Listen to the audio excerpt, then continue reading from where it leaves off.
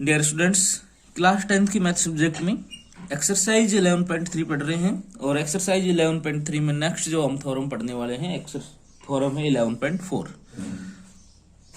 11 theorem यह है कि यदि एक रेखा किसी त्रिभुज के एक शीर्ष से इस प्रकार खींची जाए कि वह सम्मुख भुजा को शेष दोनों भुजाओं के अनुपात में विभाजित करे, शेष दोनों भुजाओं के अनुपात में विभाजित करे तो वह रेखा शीर्ष पर बने कोण का समद्वि भाजन करती है। देखिए बच्चों, इस प्रकार से हमें एक त्रिभुज बनानी है।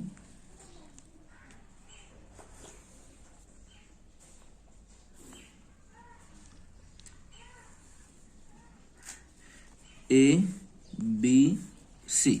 देखिए इस प्रकार से रेखा खींची गई है कि इसको शेष भुजाओं को अनुपात में विभाजित, इनकी ये अनुपात में विभाजित कर रही है। मैं क्या करता हूं, इसको आगे की तरफ बढ़ा लेता हूं और इस वाली लाइन के पैरेलल में एक लाइन और बना देते हैं। ये हो जाएगा अपना ई, 1 नंबर 2 नंबर, ये 3 नंबर, ये वाला 4 नंबर।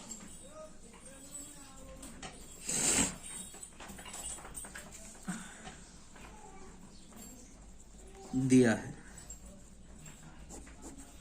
क्या दे रखा है इसमें कि एक रेखा इस किसी त्रिभुज के शीर्ष से इस प्रकार खींची जाए कि वह सम्मुख भुजा को शेष दो भुजाओं के अनुपात में विभाजित करे।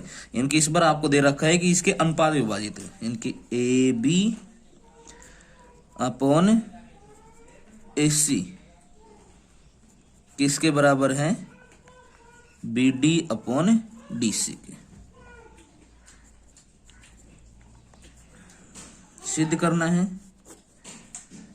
क्या सिद्ध करके दिखाना है बच्चों इस बार आपको,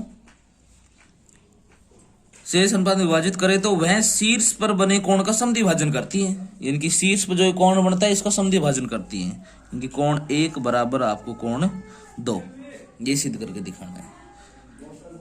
और A D is parallel to E C. रचना,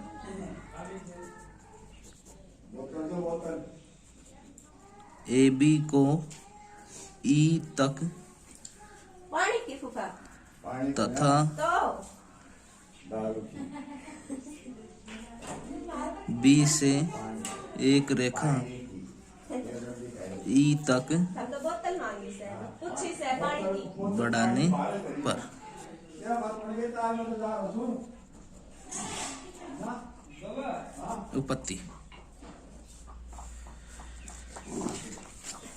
उपपत्ति में हम ये करेंगे। सबसे पहले बेटा हमें दिया है कि ए बी अपॉन ए सी किसके बराबर है, B D upon D C के। ये वाली बात मैंने लिख दी, दिया है, ठीक है। और बच्चों हमें पता है कि ये वाला कोण और ये वाला कोण इक्वल है, कोण नंबर 3, कोण 3 बराबर कोण 4, अतः ए ई बराबर ए सी। इसलिए ए बी, ए सी के प्लेस पे क्या लिख दूं, ए ई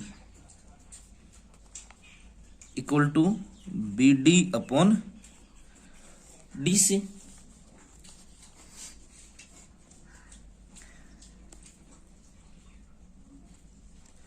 देखिए अब इनका अनुपात समान है। देखिए इनको नहीं लिखते हैं पहले,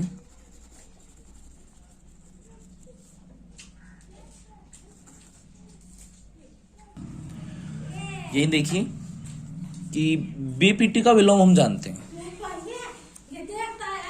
बीपीटी के विलोम से, बीपीटी के विलोम से जब देखिए अनुपात समान है तो ये भुजाएं समांतर होंगी। क्या समांतर होंगी कि A D is parallel to E C. ये वाली और ये वाली भुजा कैसी होगी, समांतर। और समांतर है तो कोण 4 बराबर होगा कोण नंबर 3 के।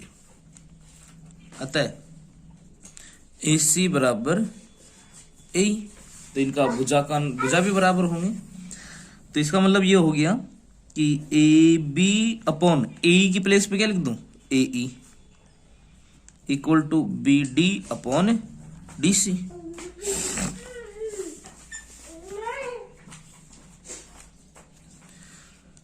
ये समांतर है, समांतर है, तो कोण नंबर 2 बराबर होगा कोण नंबर 3 के। किससे?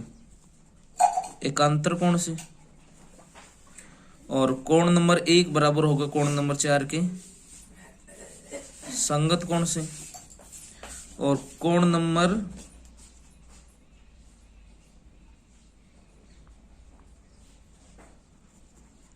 अतः 3 और 4 ऑलरेडी पहले आ गए अपने, समीकरण नंबर 1 नाम दे देते हैं इसे। 3 और 4 ऑलरेडी है, 4 की जगह में रख सकता हूं 1 और 3 की जगह रख सकता हूं 2। अतः कोण नंबर 1 बराबर कोण नंबर 2। इतनी सीधा।